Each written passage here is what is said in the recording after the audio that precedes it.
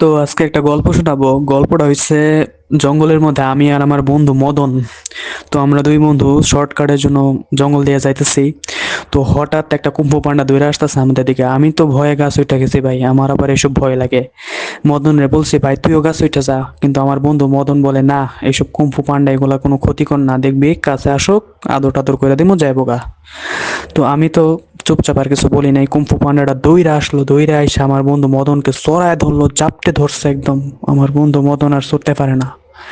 And then কি করলো, এই সেই কুম্ফু পান্ডাটা আমার বন্ধুটাকে ধইরা টাপা টাপ করে দিছে একদম। আমি তো মনে করেন যে গাছের উপর থেকে একদম নটে আমেরিকার লাইভ দেখে ফেলছি।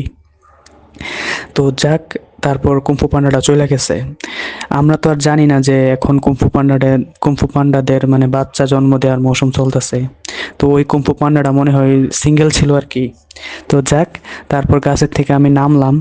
তো নামার পর বন্ধুরে বললাম যে আর দেখাইবি, মানবতা তো নাই বেড়া, আর এইসব মানে পশু পাখির প্রতি এত দয়া দেখান লাগতো না, সাবধানে থাকবি। তারপর যাক, আমার বন্ধু হতাশ যে কোন দুনিয়া আইসা পড়ছি, কিয়ামত আইসা পড়ছে। তো যাক, আমার বন্ধু আর আমি চলে গেছি। তারপর পরের দিন আবার সেম জায়গা দিয়ে আমরা জঙ্গল দিয়ে শর্টকাট দিয়ে যাইতেছি। আমরা দুইজনই মনে করেন যে চারিদিকে চোখ লাগতেছে যে কোন সময় কোন বিপদ আসে। তো হঠাৎ দেখি সেই কুম্ফু পান্ডাটা দৌড়ে আসতেছে। তো আমার বন্ধু মদন আগে ভাগে গাছে উঠে গেছে, আমি আর গাছে ওঠার সুযোগ পাই নাই। কুম্ফু পান্ডাটা দৌড়ে এসে আমাকে ধরে ফেলছে। আমি তো ভাই মনে করেন যে ভয়ে কাঁপতেছি, একদম ভয়ে কাঁপতেছি। এই হিরা আজকে তো আমার জি মারাটা হয়ে যাবে, একদম আমার জিটা মেরে দিবে, মানে আমার সাথে টাপাটাপ করবে।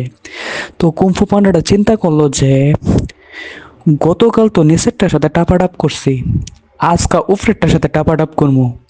এই চিন্তা কইরা মনে করেন যে গাছে উঠা আমার বন্ধুর সাথে মনে করেন গতকাল যত জোরে জোরে করছিল আজকে আরো জোরে জোরে করছে।